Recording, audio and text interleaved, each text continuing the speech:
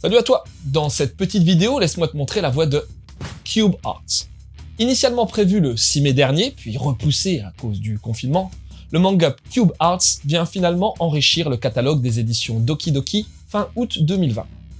Deuxième série du mangaka Usui Tomomi, après les titres horrifiques, inédits en France Rule, Extension Classroom et August 9th, I Will Be Eaten by You, ce manga en 3 volumes a été publié au Japon en 2018-2019 dans le magazine Comic Bunch des éditions Shinchosha.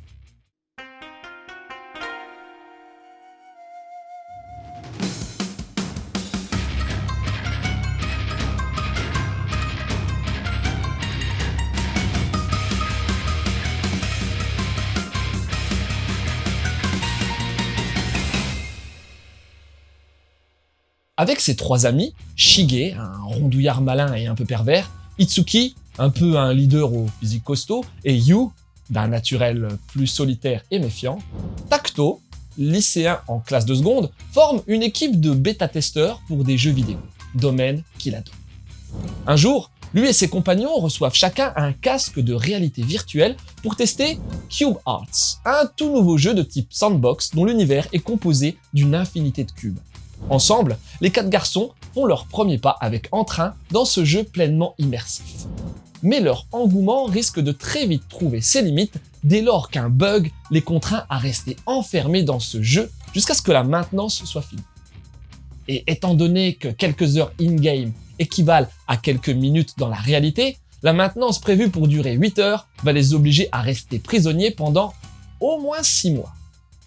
Ça, c'est du confinement. Et si ce n'était que là le seul problème, ça irait encore car Cube Arts se révélera être un jeu beaucoup plus dangereux que prévu, où la mort semble on ne peut plus réelle.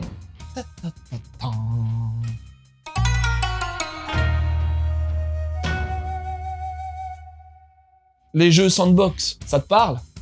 Et si je te dis Minecraft, c'est tout de suite plus clair, non? Il s'agit effectivement du terme anglais pour désigner les jeux de type bac à sable, laissant aux joueurs toute la liberté qu'ils veulent pour construire des bases, chercher des matériaux plus ou moins précieux, chasser, forger des armes ou même se battre contre des monstres ou d'autres joueurs. En somme, le type de jeu que certains adorent pour leur liberté créatrice et leurs très nombreuses possibilités, et que d'autres détestent pour l'absence de finalité claire. Usui Tomomi, lui, est un grand amateur de ce type de jeu comme il l'avoue dans sa postface. Il a d'ailleurs beaucoup joué à Minecraft et à d'autres jeux du genre, et ça se ressent très facilement dans son univers. En effet, Cube Arts offre un monde vraiment très similaire à Minecraft, un univers fait de cubes aux nombreuses possibilités que l'on retrouve dans ce même jeu. En dehors des classiques constructions, farming, etc., faudra aussi faire des trous pour trouver de nouveaux passages, ou bien lancer des cubes contre des arbres pour créer une nouvelle branche et s'y balancer avec une liane. C'est ce type d'action que Takuto et les autres feront, le récit démontrant alors une pointe de créativité bienvenue qui n'est pas, dans une moindre mesure, sans rappeler Dédale, un excellent autre manga sorti chez Doki Doki il y a quelques années et où la créativité, pour s'en sortir, était le maître mot dans un univers vidéoludique dingue.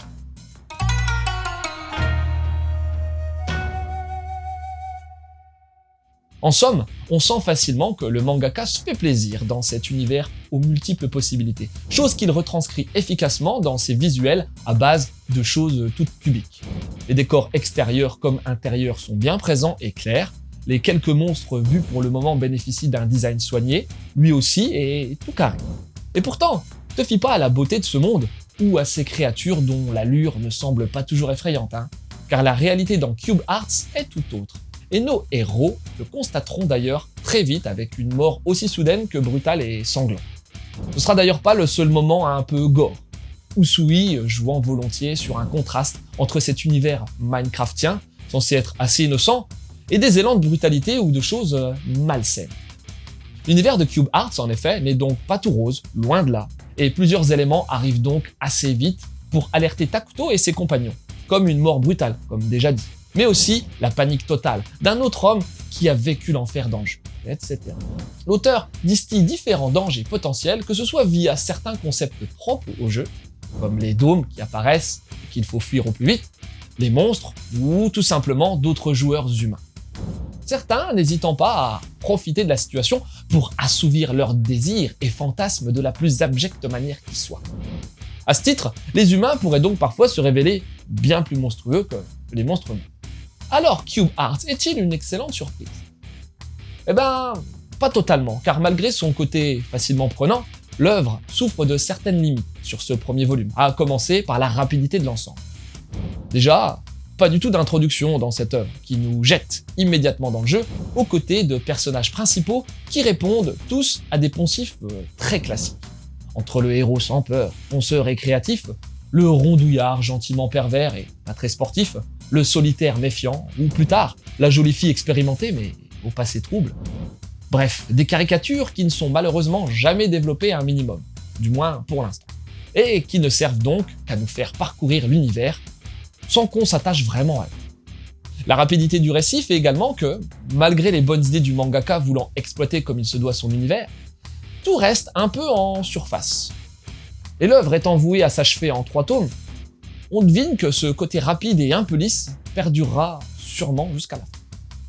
Au bout du compte, Cube Arts a donc certaines limites sur ce premier volume, mais offre avant tout un petit divertissement appliqué et assez prenant, où l'on sent bien l'attrait de l'auteur pour ce genre d'univers vidéoludique. Alors, si t'es à la recherche d'un manga type Minecraftien, cherche pas plus longtemps, t'as ici le prétendant tout désigné. Mais même si, comme moi, tu te contrefiches royalement des jeux vidéo de ce genre, l'œuvre a également de quoi divertir, le mangaka équilibrant assez bien les choses pour pouvoir toucher à un assez large public.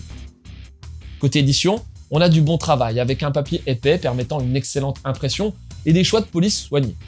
Mention spéciale à la traduction d'Arnaud Delage, celui-ci s'étant beaucoup appliqué dans l'aspect vidéoludique de l'œuvre, avec de nombreux termes typiques des jeux vidéo qui, heureusement, se voient également expliqués pour les néophytes via des astérisques.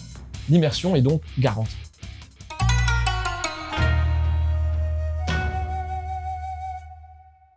Et pour les liens, essaye de faire ce que j'ai jamais fait, à savoir jouer à Minecraft, qui est certainement, avec Fortnite, le plus gros succès commercial du JV de ces dernières années.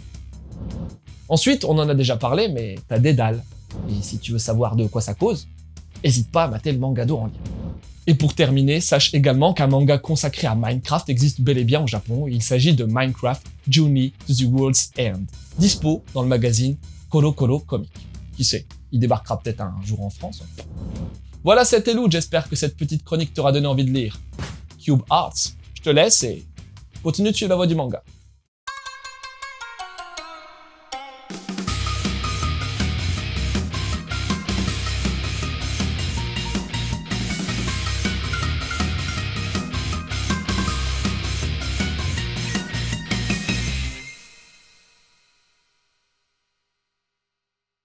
Tu vois, je connais un peu l'univers du jeu vidéo, mais il y a des titres qui m'ont jamais motivé.